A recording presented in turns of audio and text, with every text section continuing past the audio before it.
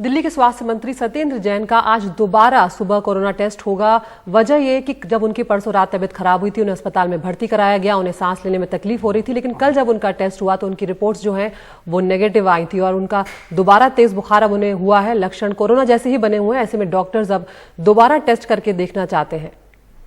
शरद शर्मा है हमारे साथ इस बारे में ज्यादा बात करने के लिए। सीधे शरद के पास चलते हैं, उनसे बात करते हैं। शरद, पहला सवाल तो ये कि इसकी दोबारा की जरूरत पड़ क्यों रही है, और दूसरा सवाल कि जब स्वास्थ्य मंत्री की रिपोर्ट पर भी शक है या फिर उसे भी 100% नहीं माना जा रहा है, तो फिर आम लोगों का जिक्र क्या करें?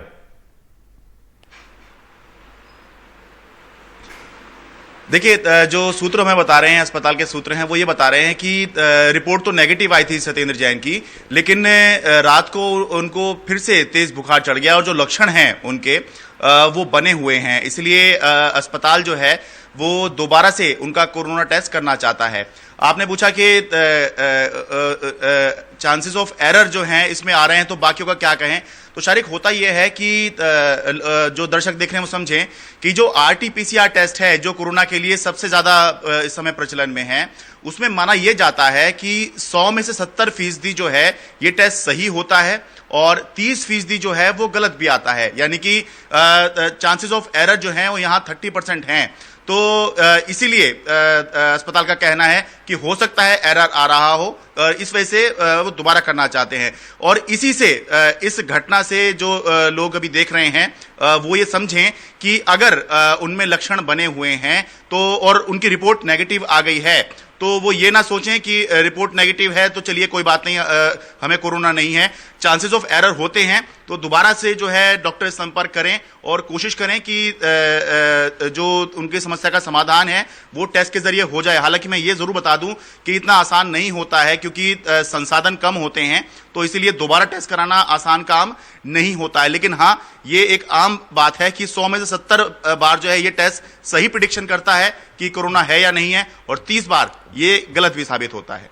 लेकिन शरद, सवाल यही है, तो फिर कोरोना का कोई ऐसा टेस्ट है दिल्ली में या हिंदुस्तान में जो 100% सही आता हो? क्योंकि 70 और 30 का रेशियो बहुत बड़ा गैप है। 30% अगर एरर के चांस हैं, तो मान लीजिए मैं टेस्ट कराने गया और खुशी खुशी घर चला गया कि पॉजिटिव हूं और निगेटिव हूं और पता चला पॉजिटिव हूं।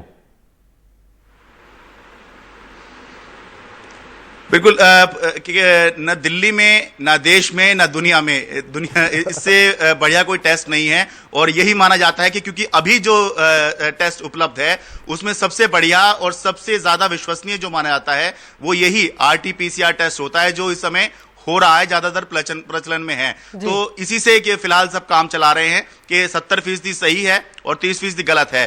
तो इसीलिए अगर आपका नेगेटिव भी आ जा रहा है और सिम्टम बने हुए हैं, तो आप जो हैं उससे खुश ना हो कि हम तो नेगेटिव आ गए हैं। दोबारा आप कोशिश कीजिए और जितनी एहतियात बरत सकते हैं बरतिए, क्योंकि जो अभी सिस्टम में उपलब्ध है उसी के हिसाब से हम काम कर सकते हैं। अगर और कोई बेहतर टेस्ट उपलब्ध होगा तो हम उसके लिए जरूर स्टोरी कर सकते हैं और कह सकते हैं कि सरकार को ये कराना चाहिए। लेकिन इस समय RT-PCR से बढ़िया कोई टेस्ट नहीं है, और यही माना जाता है कि 70% जो है ये बहुत अच्छा रेशियो डॉक्टर्स मानते हैं कि सारे टेस्ट जितने भी उपलब्ध हैं उनमें सबसे अच्छा यही है। शुक्रिया शरद इस तमाम जानकारी के लिए। तो देखते हैं कि आज जो स्वास्थ्य मंत्री दिल्ली के सत्येंद्र जैन का आज जब टेस्ट होगा तो उसमें रिपोर्ट्स क्या कुछ निकल कर आती है, क्योंकि RT-PCR टेस्ट जो है वही सबसे ज्यादा विश्वसनीय फिलहाल माना जाता है।